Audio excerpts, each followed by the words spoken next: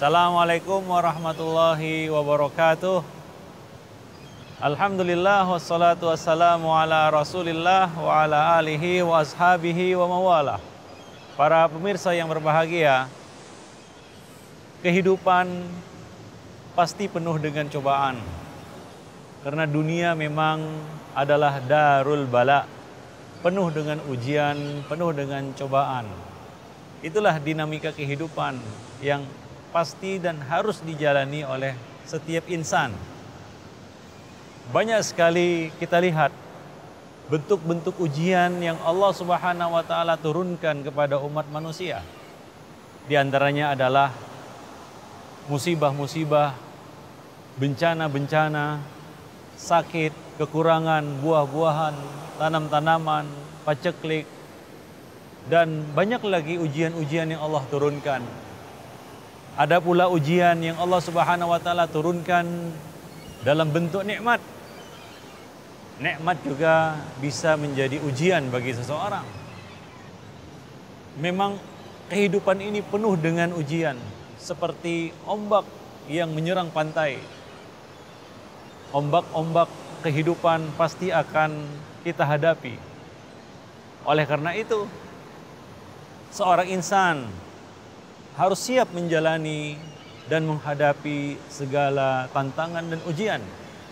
Apalagi seorang mukmin, dia harus tegar, janganlah mudah berputus asa, dan hendaklah dia mempersiapkan diri untuk menghadapi segala ujian yang Allah Subhanahu wa taala berikan. Karena ujian-ujian itu apabila dia berhasil melewatinya dengan baik, maka itu akan menjadi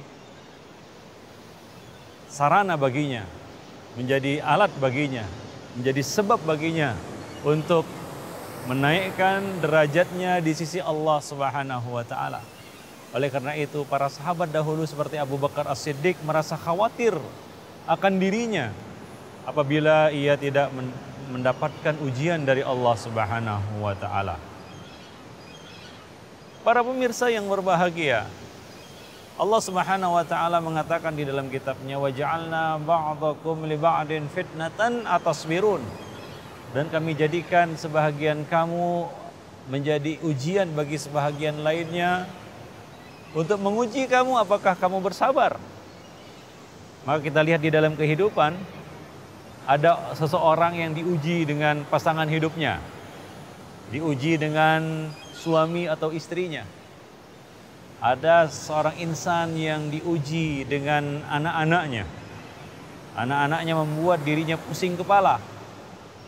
Ada pula yang diuji dengan orang tuanya, ibu bapanya. Ada pula yang diuji dengan saudara-saudaranya. Seperti Nabi Yusuf alaihissalam diuji dengan saudara-saudaranya yang hasad terhadap dirinya. Ada pula yang diuji dengan tetangganya. Dia dapat ujian dari tetangganya. Seperti seorang wanita yang gagal ketika mendapat ujian dengan tetangganya, yaitu dia suka menyakiti tetangganya, dia suka mengganggu tetangganya dengan lisannya. Ada pula yang diuji dengan karib kerabatnya, ada pula yang diuji dengan sahabat-sahabatnya, teman-teman dekatnya yang justru menjauhkannya dari jalan Allah Subhanahu wa taala. Demikianlah kehidupan penuh dengan ujian. Ombak-ombak kehidupan yang akan menerjang kita. Maka kita harus tegar, setegar karang. Jangan mudah berputus asa, jangan mudah melemah. Minta terus pertolongan kepada Allah Subhanahu wa taala untuk dapat sabar menghadapi ujian-ujian yang Allah Subhanahu wa taala berikan. Tetap istiqomah di atas jalan Allah Subhanahu wa taala untuk menguji kamu apakah kamu bersabar. Atasbirun, ini adalah ujian kesabaran. Apabila kita bisa menjadi hamba yang bersabar, maka kita akan mendapat pahala tanpa batas.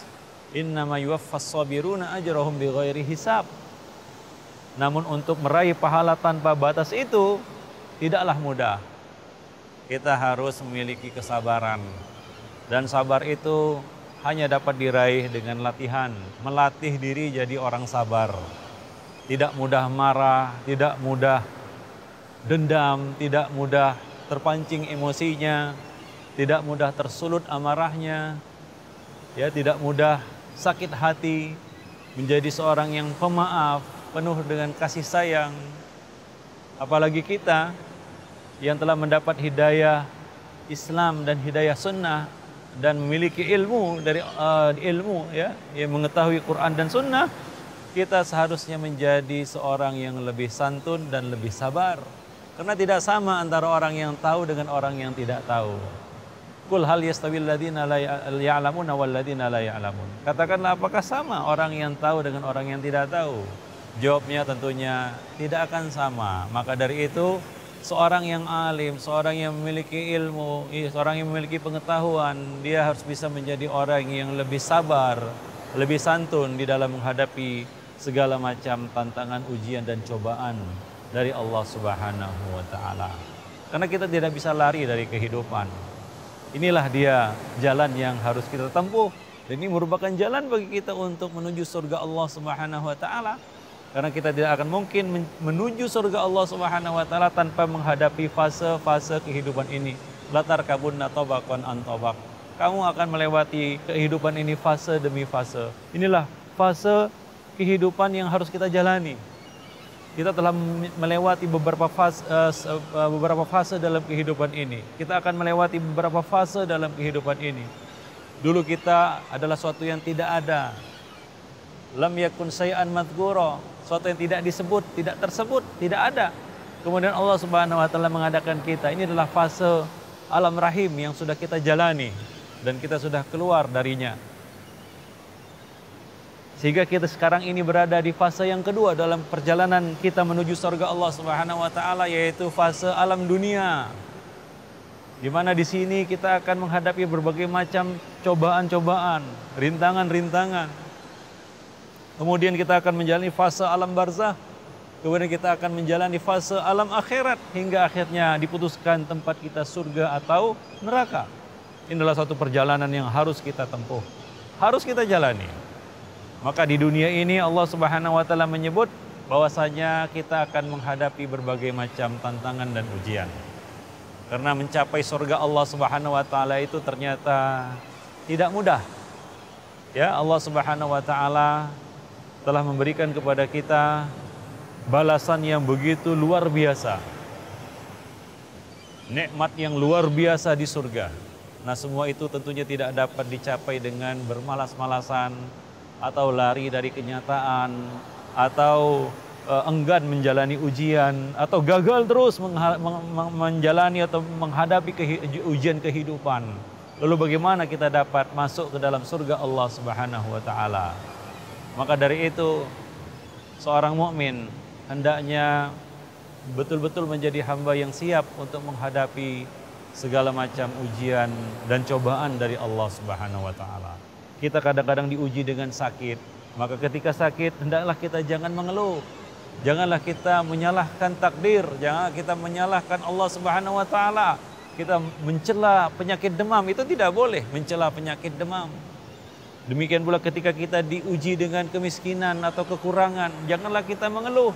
Bersyukurlah kepada Allah Subhanahu wa taala bahwa masih banyak orang-orang yang nasibnya jauh lebih kurang beruntung daripada kita. Kita jauh beruntung daripadanya. Ketika kita diuji dengan ujian-ujian yang kita hadapi dari keluarga kita, kita bersabar menghadapinya. Ya, tidak putus asa dan tidaklah patah arang untuk membimbing dan mendidik mereka untuk menuju jalan Allah Subhanahu wa taala. Inilah ujian-ujian kehidupan yang harus kita jalani. Ya, ketika kita diuji oleh Allah Subhanahu wa taala dengan musibah, yaitu diambil orang-orang yang kita kasihi, kita bersabar, mengucapkan kalimat istirja, innalillahi wa inna ilaihi raji'un, mengharap pahala dari Allah Subhanahu wa taala dari musibah yang menimpa kita.